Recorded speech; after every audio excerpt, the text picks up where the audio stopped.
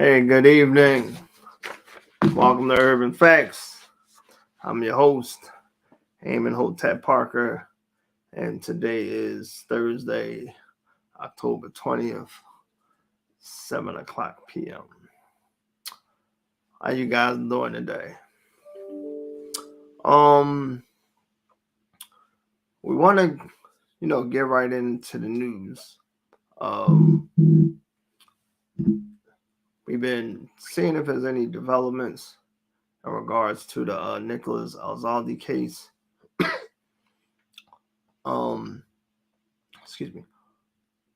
I would say law enforcement is steadily investigating the case and coming across, new individuals and suspects in regards to the murder of Mr. Alzaldi.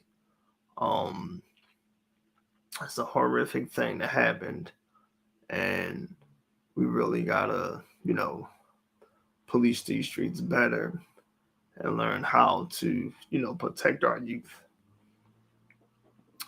So, for those of you who may be new, this is Urban Facts, brought to you by the Ethel Lee Zachary Foundation, where we cultivate and educate inner city youth culturally and academically. We want these children to have the ultimate success story opposed to, a negative fate that could, you know, have a detrimental effect on their lives. So we definitely are here for the children. So we have a guest today, Miss Robin K. Ingram. She's the founder and CEO of the Angel Ascension Network. And when we bring Miss Ingram on, we'll let her, discuss, the things about her organization, and we'll get to know a little bit about herself. So, what me and Ms. Ingram will be discussing is the barriers of learning to our youth. Ms. Ingram will be breaking down a poem. It's called "Cause I Ain't Got No Pencil." The poem is written by Joshua T. Dickinson, and it's definitely um I can say it's definitely mind blowing. It presents a case of an individual child who doesn't have a pencil, as the title says. Excuse me. And the reason that the individual doesn't have, the proper tools to how can I say, to start his day with. So without further ado, we're going to bring on Miss Ingram. I wanted to get you guys to see the actual poem here. Let me act like I know how to work this laptop here. So let's see. All right, but try to make it a little bit bigger. So when we bring Miss Ingram on, she's going to discuss the poem, what it means, and the actual physicality that it plays in regards to children, and how this individual came about without having a pencil. So without further ado, here's our guest, Robin K. Ingram. Ms. Ingram, how are you? How Can are you hear me? you? I Oh, don't I'm know why doing you good. can't. I'm doing good. Oh, you can see me. Yes, I can hear you. All right. We seem to be having some technical difficulties here. All right, Yeah, it's a there. little bit of So a lag. yeah, well, we gonna definitely work. We're gonna definitely work through it. Um. So tell us a little bit about yourself.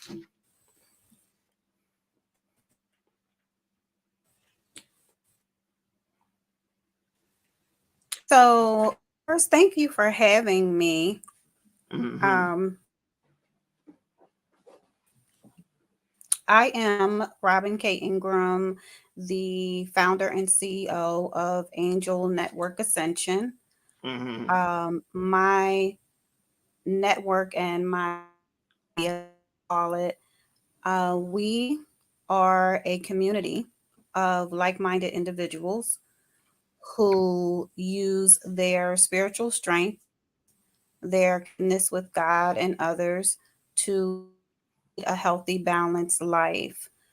Content is based on on biblical principles and the 8 dimensions of wellness. Mm-hmm. So the entire individual, the whole pie.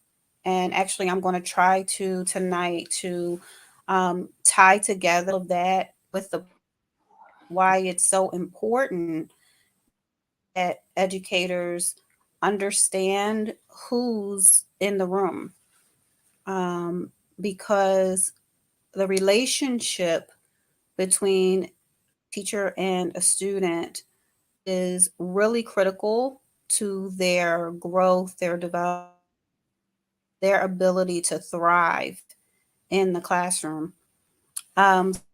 So that's what we do.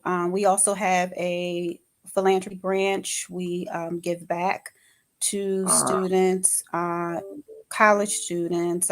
We also reach out to the community because one of Mm-hmm. the things that I've learned and where close to my heart leadership is. Can you still hear me? Yeah. Hold on That hold on one leadership second. is actually servitude. So Hold on if hold servitude on for is a second. lost on you, then leader.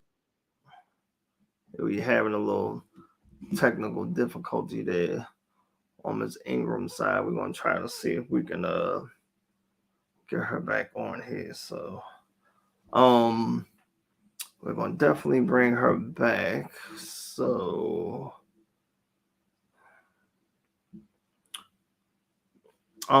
so Miss Ingram works in the mental health field while we're trying to bring her back.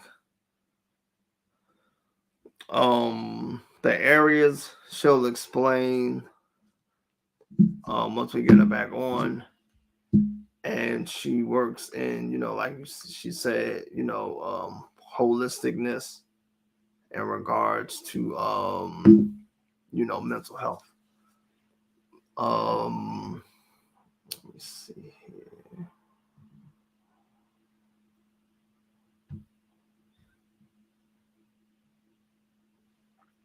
All right, so while we try to get her back on, I'm gonna read the poem to you guys. So hopefully you can see it. Try to get this thing here. All right, bet. So the poem is by Joshua T. Dickerson. It's cause I ain't got no pencil. This is a student, and this is his process from the morning, on his way to school. So I said I woke myself up because we ain't got no alarm clock. I know that's not hardly strange to none of y'all. Dug in a dirty clothes basket cause I ain't got no wash uniform. Brushed my teeth in the dark cause the lights aren't on.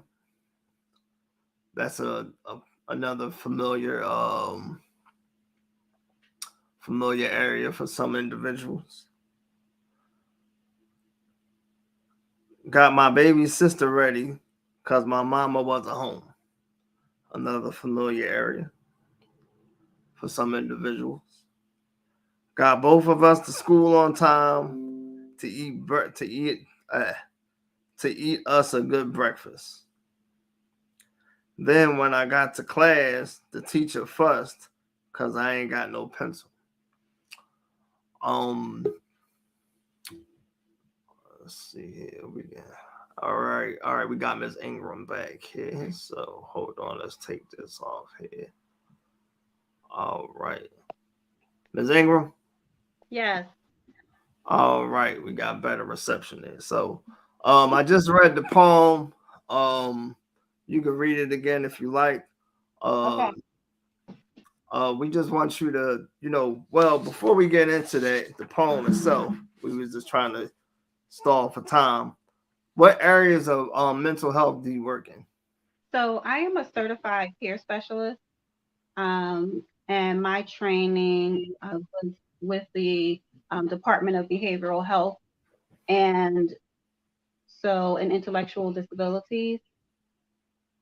The program that is offered, it was almost like receiving a free scholarship to go to school and get this intense training.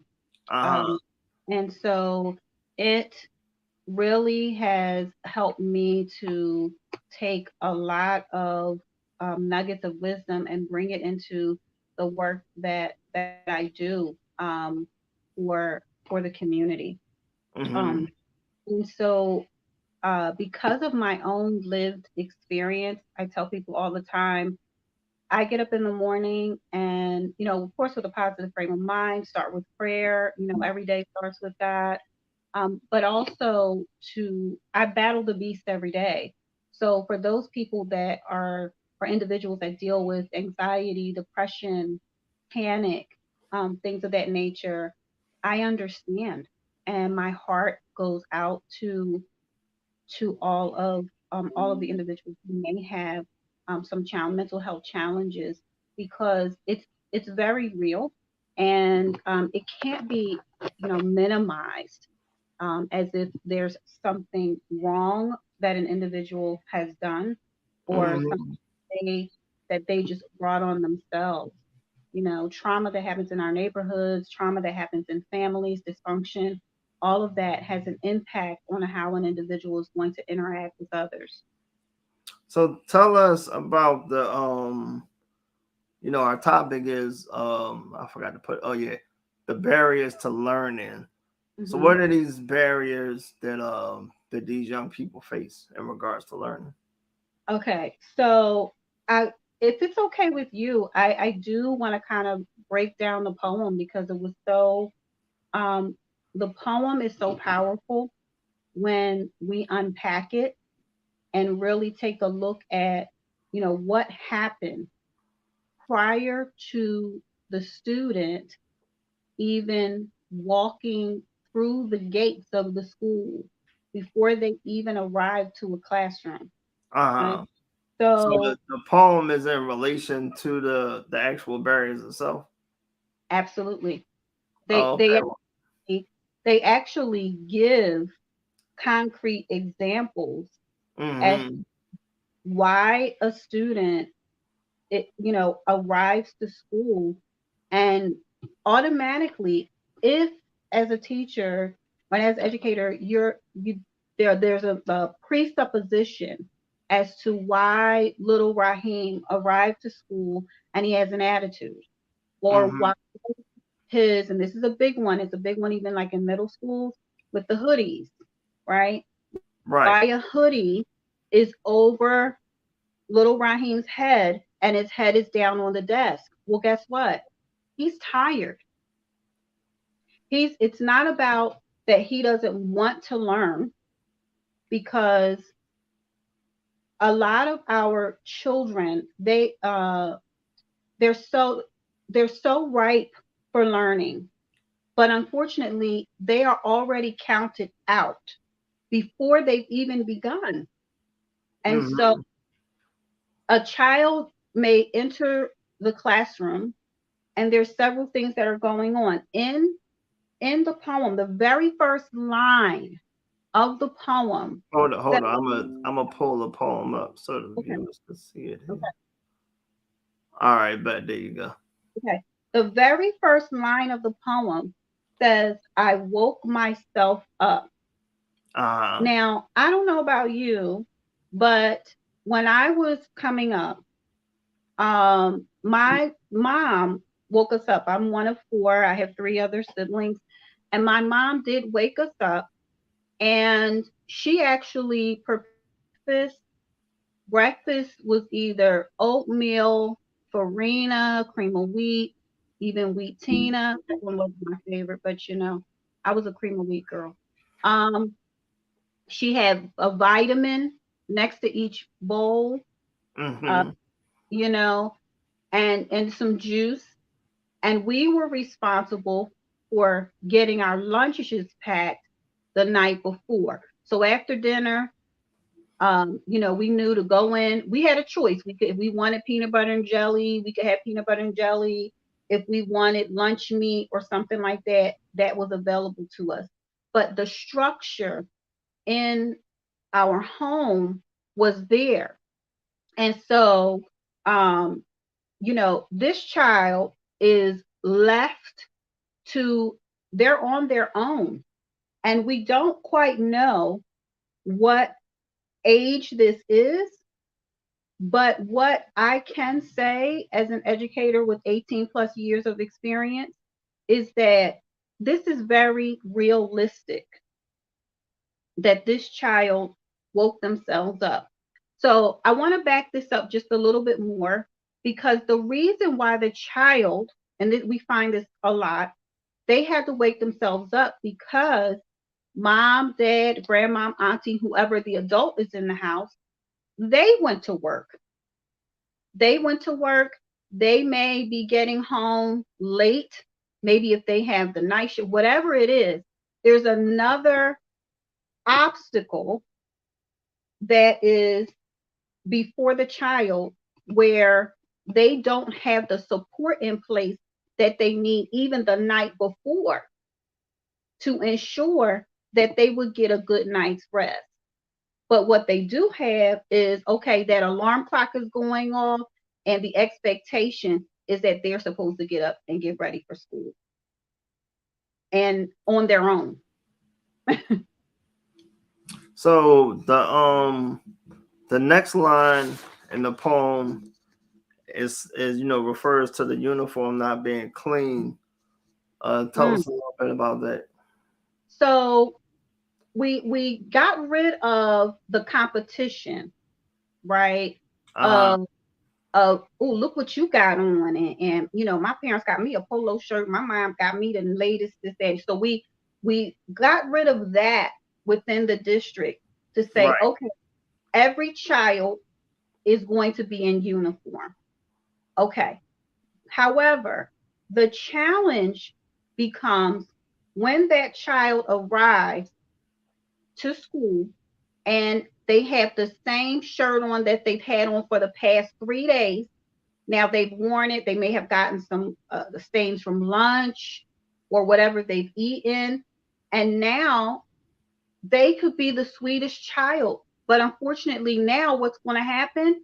They're being teased and perhaps bullied by Uh-huh. students who are not taught. It's not kind to do that, right? We can teach that as teachers because we wear so many hats. Building community in the classroom is so important. But now here comes this precious dear heart, and they come to school, this young scholar, and they're only doing what they can possibly, they're coming with what they have, Right. you know?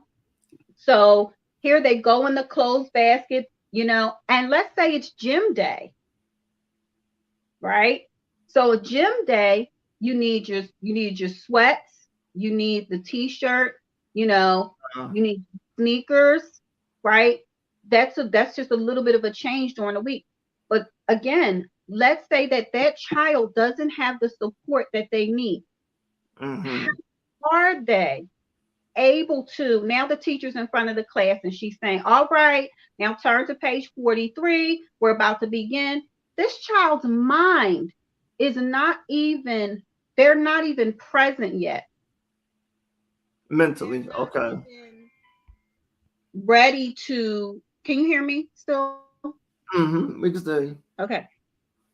They're not even ready to address what's going on and be fully present for the lesson. Right. Mm-hmm. Now that's due to them concentrating on the gym uniform, or the uniform just dirty, or I guess the whole poem within itself. You know, them pretty much being the parent and getting themselves and their siblings ready for school. I'm sorry, something happened with my can you hear me? Yeah, I was saying that the child not being present, that's due to the whole the poem within itself. Yes, Leaving school early yes. to get breakfast, the lights being out. Now these are the I would assume that these would be the barriers that the children face in school. Would these be the barriers the children face in school? These are, I'm sorry, my something happened with my volume, so I'm trying to see if I can hear you. So these are all of the things that could possibly happen for a student before they haven't even arrived at school. Mm-hmm. But they're dealing with all of these obstacles that don't even give them an opportunity to free their mind for the learning situation. Right. They're not even in mentally. When we talk about our mental health, they're not even ready. They're not prepared to come into the classroom and be ready for learning. Now, in the classroom, what would you say? What type of student would this child be that's doing all the stuff that's portrayed in a poem? What's the behavior? What's the behavior of that child once they get to school? What Mm-hmm, type of mm-hmm. student once he gets So to there's a variety of ways that a child may present, right? That is dealing with these challenges, because as we go further in the poem, one of the other things that they discuss and point out and include in this poem is that not only is this child getting themselves ready for school, they're also responsible. It says here, even got my baby sister ready. Right. So now they're even responsible for the younger sibling who, unfortunately, it sounds like this child is taking on the parent role, right, for the younger sibling. So, and when that happens, they do feel responsible for that younger child and feel like if something happens to the younger sibling, it's all their fault. Whether Right. they get hurt, whether that child is hungry, whether that child doesn't have the sweater, or they can't find their book bag. They are putting the weight of the world. You know what? Think of their book bag as, instead of books, is bricks. Mm-hmm. It's bricks that's on their back that they're carrying, and that it's being made responsible, that they have to be responsible to carry this level of responsibility as a child. So Now, they're showing up to school uh-huh. and they are not ready to learn. In addition to that, you have some children that they're resentful. Can you blame them Mm-hmm. for No, I mean, having I'm to? listening to what you're saying. You want to say that? No, I'm agreeing with what you're saying. Yeah, they're resentful because they have to deal or do these things that this is their responsibility, and so now that resentment then develops into anger. Uh-huh. So now the child may be lashing out, hitting other students. You might have a child that's kicking their desk, that's beating on their desk, and all of this is during instruction. So meanwhile, a typical class maybe in Philadelphia, we're talking about 31 to 33 children, and then you have not one, several students that this is how they're behaving. And so that's the disruption. So here, no learning's happening because we're dealing with redirection of behavior. We are addressing a child who is not focused. And now what has happened is that you will have other children that will attempt to emulate the negative behavior. Right, right, right. Now, what can parents do to be aware? Well, I guess this question isn't wasn't formatted right. It should be, what can parents do to prevent these obstacles from happening? Okay. So I did a video during the pandemic because a lot of children they were home with mom and dad. And so I talked about systems in place, routines, and procedures. What parents have to realize, and what I want to encourage them, is you are the CEO of your home. Right. You're the manager. You're a house manager. Children love structure. Even as an adult, don't we want to know what our day is going to look like? Uh, what's on our schedule, what's on the agenda, all of those things. And so do children. They want to know, well, what am I going to be responsible for? What are the expectations? What are we doing? Is it going to look the same as Tuesday? Is Tuesday going to look the same as Wednesday? When parents establish routines and procedures and systems in place, they are not only just making their children, do what they are telling them to do, they are shaping and molding their minds. They are creating and cultivating habits in their children that will develop and go with them throughout their life. So when they're at home with mom and dad, things as simple as when you come in the house, take off your shoes, go hang your coat in the closet. These are procedures that they have to do, not about the shoes now, but the coat. Yes, they have to go to the closet. And in my classroom, each hook, because I taught the younger grades, but every child, so if you came in the class and you were a new student, I will bring you in, welcome you, introduce you to the class. And I Uh-huh. will also, this is what I do to build community. I would not take you to the closet. I would have another student take you to the closet Mhm. and show you where to hang up your coat because they have to understand community. The same goes at home.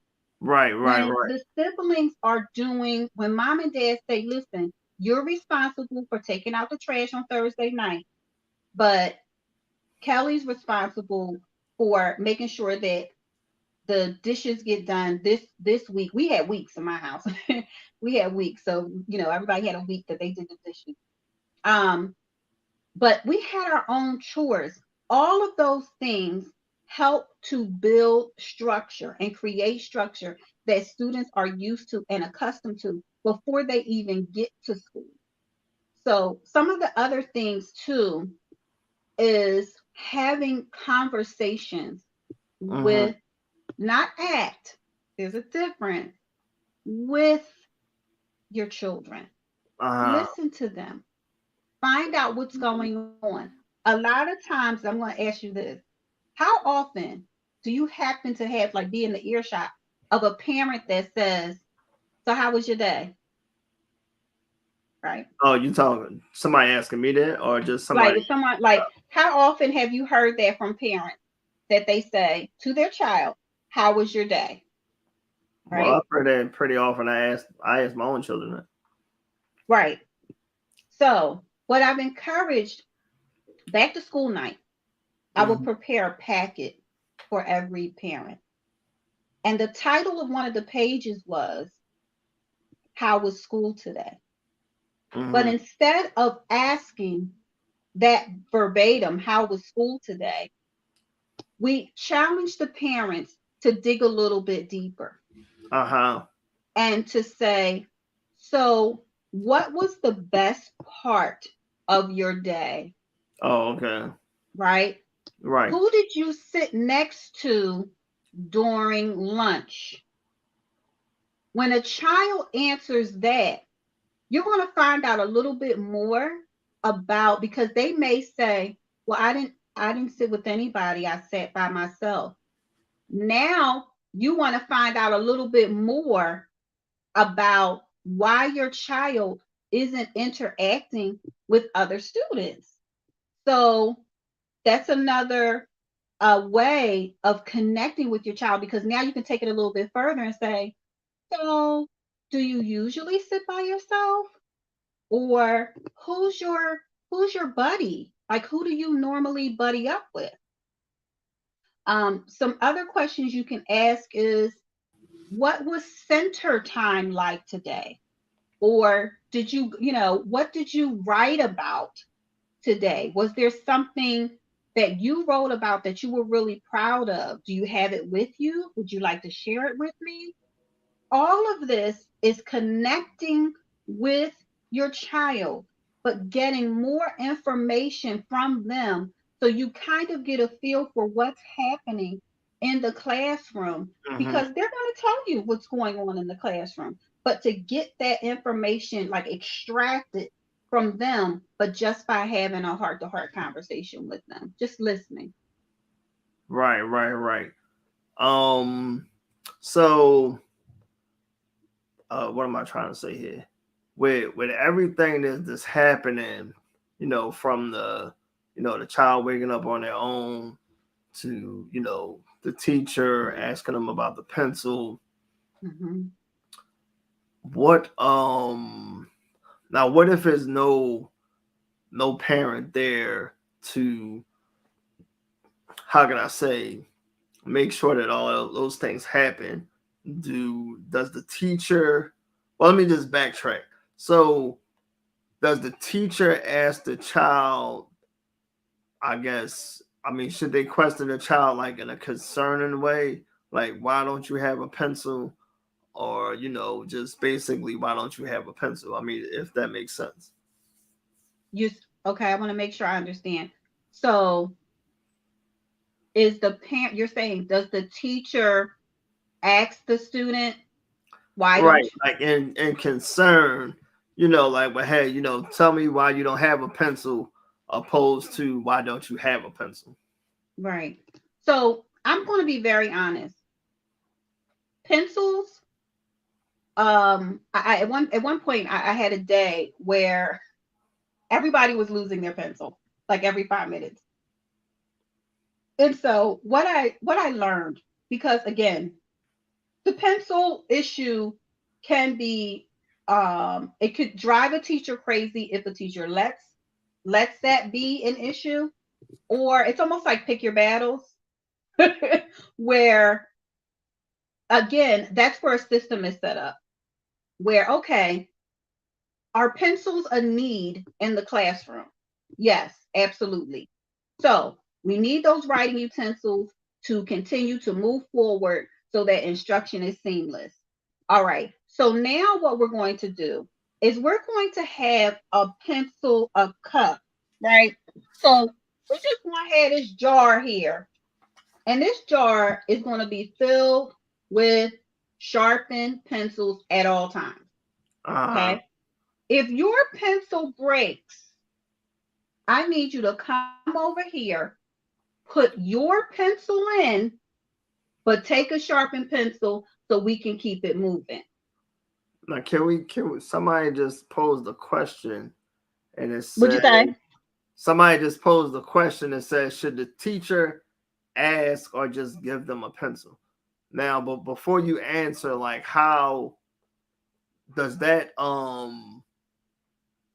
like, how does that help the student? Because I guess by just giving them a pencil, it kind of detours from the problem that the child actually has of, Mm-hmm. what's Mm-hmm. going on at the house. Right. So there's two things there. One, I think I'm understanding. I hope I am. So and please rephrase the question if you need to. So let me address the idea of the child, because I believe we're asking, should the teacher ask why or just get right? Okay. So the point about asking why is a time waster for instruction. And I'm just speaking from experience. For why you don't have a pencil at this point um, is not going to solve the issue of us getting a pencil in their hand, if that makes sense. What we need to do is get the pencil in the child's hand so that we can move forward with instruction. The time that we take out by questioning a child around why don't you have a pencil, number one, the spotlight is on the child. The focus has now shifted to little Jeffrey over here who doesn't have his pencil. And and so what's happening? Instructional time is being lost. Valuable instructional time. Whereas a teacher that is proactive, a teacher that has prepared and has also taught, because you can have the conversation. You can say to your class, boys and girls scholars, I used to call my students scholars, you are responsible to come to school prepared, because again, that is still a part of their development, right? If they go to work as an adult and don't show up with that report that their boss wants, well, they're unprepared. So what we do want to say is address the fact that we want our scholars to understand preparedness and to be responsible. At the same time, I would like to recommend and strongly recommend to assess the priority at the time. What's the priority? The priority is that our students are learning. The priority is that they get the instruction. We can deal with the issue of them not having a pencil later on. We could just as they say, put a pen in it. Now, But it's them mhm. repeatedly coming to class without a pencil. Would the teacher see that as the child just being well, let me walk that back. So I guess I say you got a teacher that's familiar with the poem. Would they be more inquisitive to look further into why the child doesn't have a pencil, or would they just see it as the child being neglectful? The last part of what you said the child that doesn't have the pencil, but then what was the last part?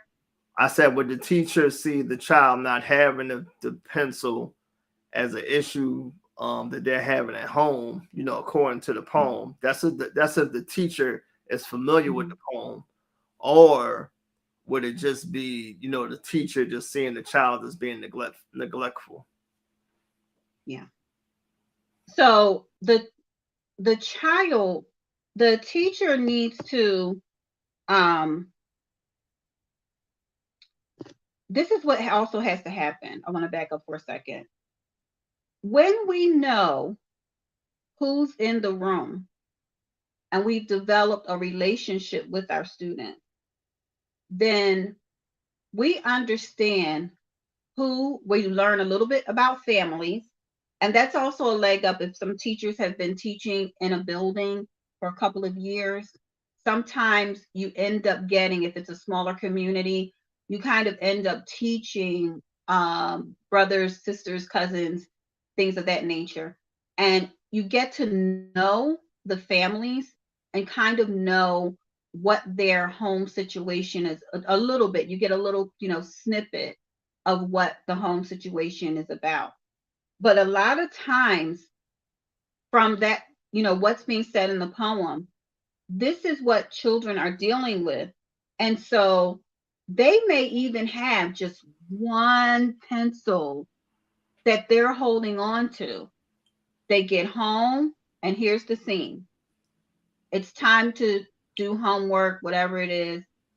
And they have their pencil. They're ready to do their homework. They're ready to do whatever they have to do.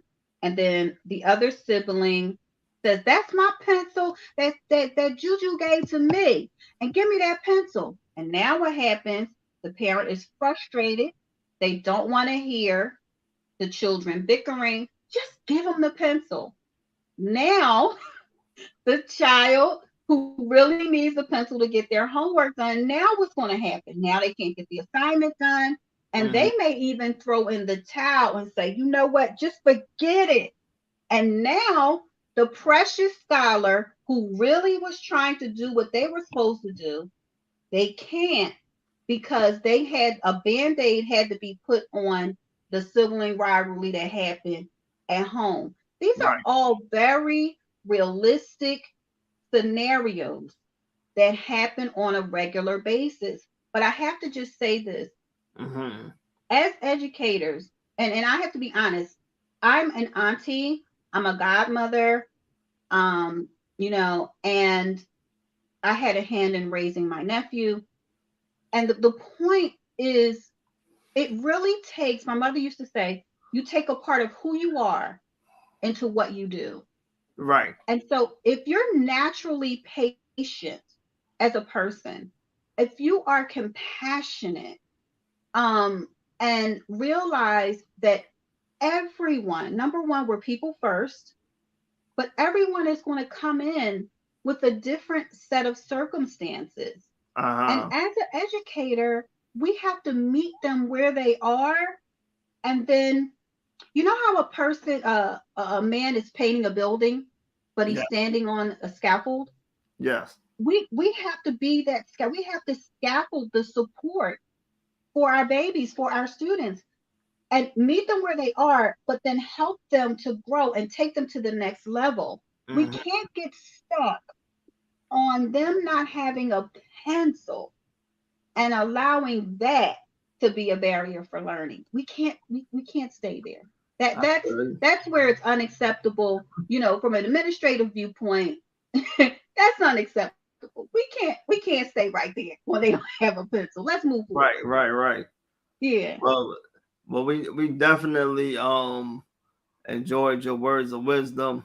I'll give you a couple seconds there, a minute or two. I guess you got a new book coming out there. I'm so sorry. There's something happened with my volume, Mr. Parker. No, I'm sorry. I was saying, so it's on my end. Something happened, and so I'm having. Can you just repeat that, please? No, I was saying I was gonna give you the opportunity to to introduce your book. You got a book coming out? I do. So I am the author of Prayers of a Peaceful Warrior. It's right here. And my book is a book of prayers. It is a devotional. I wrote 100 prayers, and it is dedicated to my mother, who is in heaven, and there is a tribute to my father as well. She was our queen prayer warrior. And Prayers of a Peaceful Warrior is the type of devotional that you can pick it up and apply it to whatever is happening in your life at the present time. So it is the type of devotional where if you happen to want to be comforted and say, you know what, I really just, I feel unsettled. I want to be comforted. There's a whole chapter on prayers of comfort. The other really important feature of this book is, as an educator, I thought to myself, how are readers going to approach this reading situation? So Right. I had to take some time and reflect. And I said, you know what? Everyone's going to approach this with how they learn. So if they're auditory, if they're kinesthetic, they're hands-on, they're, they like to manipulate. If they are visual, right? They're going to bring that to the reading situation. So each prayer has a reflection, and I know you guys probably can't see that, but at the bottom, there's a reflection. And the reflection is, all of them are different, and they're based on the multiple intelligences, the way that we all think differently.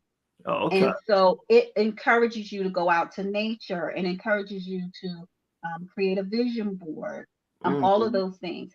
So there's a lot of opportunity for spiritual growth. And the point of this book is to help individuals develop a personal relationship, because there's a difference between relationship and religion. That would be a whole other show. Right. But develop a personal relationship with God, and also a prayer life. And there's a whole chapter on developing a prayer life. So yeah, so if people want to get it, they would log on to my website at rkingram.com.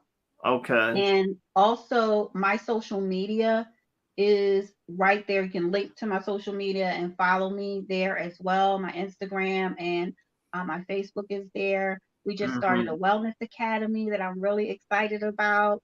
And tomorrow we are celebrating 4 years. Oh, that's good. Congratulations. Yeah, our anniversary is tomorrow. So I'm excited. I'm so excited about everything that God has done. I'm so grateful.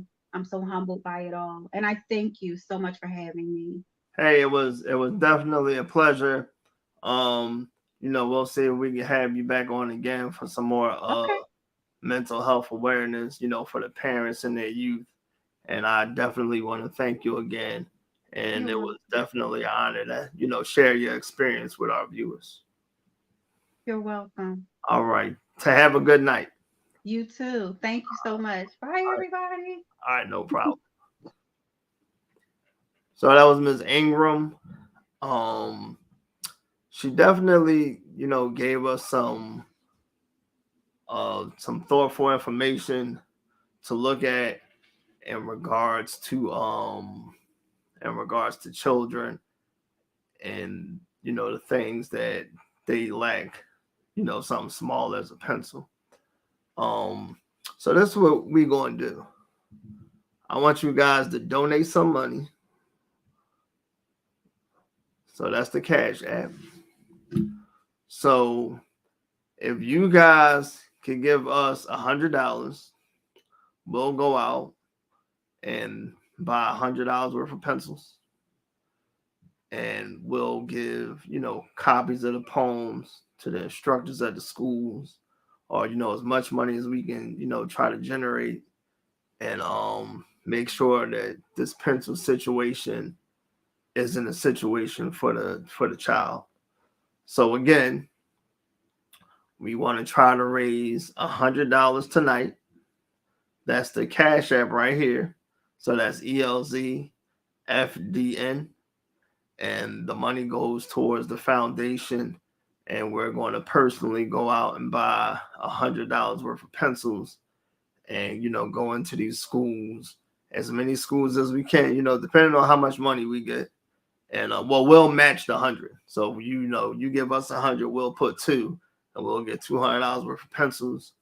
And go out and help supply the schools with these pencils. Because believe it or not, a lot of these schools can't even afford the pencils because the funding is so is sporadic, especially for the inner city.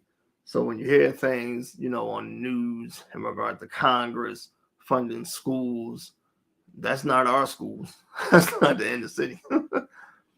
They kind of get like the leftovers. Like if your mom send you to the store, for a pack of Newports and a Pepsi, you get the change. So we getting the change from the Newports and the Pepsi.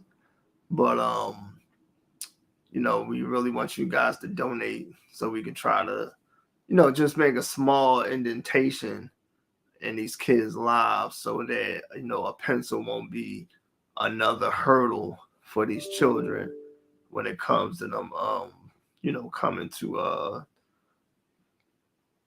to class. So, we're on a series, in regards to parenting.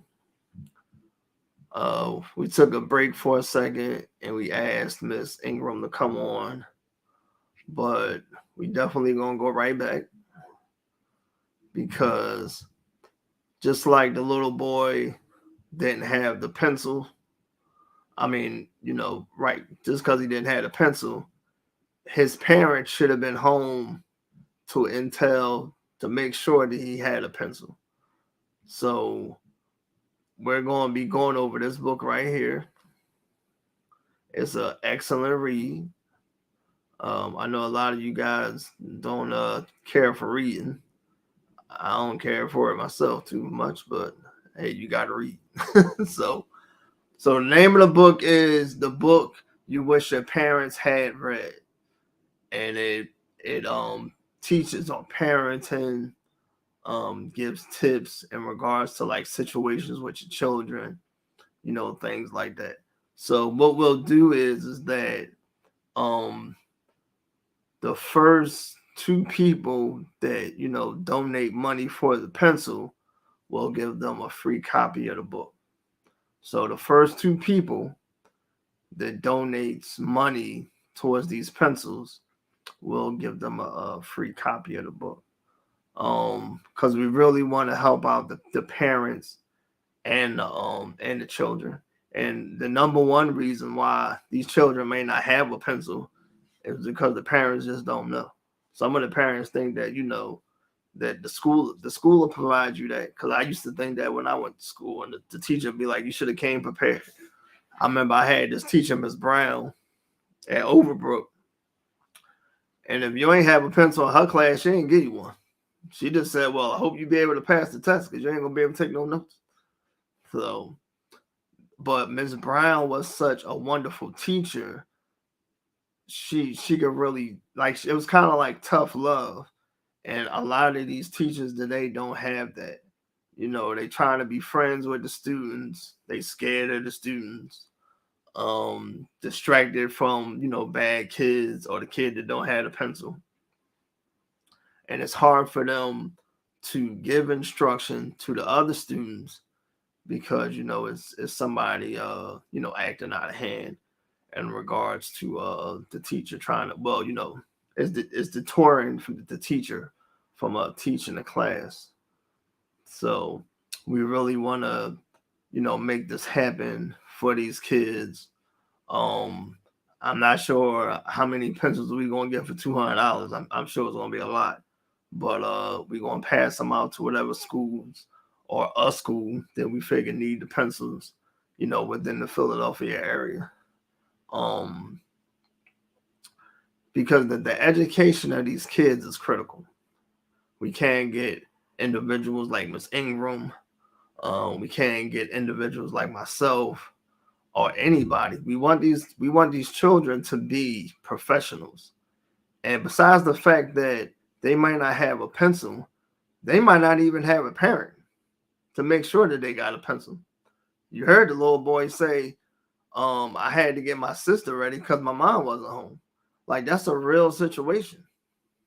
Well, I don't know if this is a boy or not. I don't know why I assumed this was a little boy. But the child say that, I had to get my sister ready because the mom wasn't there. It's key, like Ms. Ingram said, that these parents build relationships with these kids. Because if you don't, your child won't be only missing a pencil. He could be missing his life, either in the prison or in somebody's funeral home. And I know you're saying, well, you took that kind of extreme. Nah, I didn't. This whole month, and I hope we get to Friday without this happening. It's been like every week a child has been killed or a child has killed somebody. So, and who's to say? Maybe they ain't had no pencil. I mean, I ain't trying to be funny, but the whole thing of this student not having a pencil was from the trauma that this child experienced at home. Not the fact that he just dropped the pencil on the school bus or he ain't had no pencils at the house or whatever like that. You know what I mean? I mean, don't get me wrong. It is some students that do that. But he's experiencing trauma at the house because the parent isn't there. You know what I mean? The first instance of him waking up by himself, probably like 50% of kids to do that, maybe. The dirty uniform, that shouldn't be a case if the parent is there. You know what I mean? Again, the sister ready, again, that shouldn't be a case if the parent is there. You know what I mean? You understand?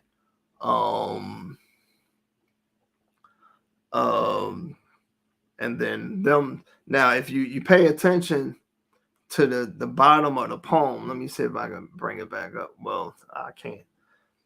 It says, we both got to school on time to eat breakfast. Now, breakfast at some schools is like, I think it's like either an hour or a half hour before the class starts. So they had to leave out on time for breakfast because they mom not home to cook or they dad not home. A parent ain't home to cook. You know what I mean? And even if the child,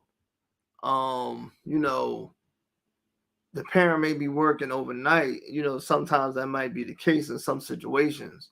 The parent has to, make preparations for the child that all this stuff happens. So we definitely want these parents to, level up on the parenting so you can save your child's life. We're not asking you to be Claire Huxtable or June Cleaver. You ain't even gotta be Wilma Flintstone. You at least just be somebody to care about your kids. You understand what I'm saying to you? Because your child's life is in your hands. You know what I mean? So we're gonna go on to our birthday shout out. We do this every time we have a show because we want to recognize these children. And this young scholar here, this is Miss, let me see if I get it on there. There you go. That's Miss London. She's age 9, and actually today is her birthday. So if you guys could please post happy birthday to London, write it in the comments. Hopefully her parents are watching or London is watching. And for a child to see somebody acknowledge them in any medium is a big deal. Whether it's social media, in a book, or a song. And she don't know we did this. So when the mom watches, they say, hey, baby, look, you on Mr. Parker's show or whatever like that, she gonna be excited. From from we did 3 so far, and 2 of the children was excited. So they don't get no special gifts or anything yet. What they get is the opportunity to put another smile on their face for their birthday. You know what I mean? So, the mom is watching. So, we definitely do have a heart for the kids, and we love you guys. I love you parents. Sometimes I might be a little irate, but I just want you guys to get it. So, your child can get a better future. So that's it for tonight. Thank you guys for coming out. It's been definitely a pleasure. And tune in with us. What is this here? What's happening next week? What's next Thursday? Oh, the 27th. So we'll be continuing on with the lessons from the book that I just showed you guys. But that's it for me. Thank you for coming out. God bless. And good night.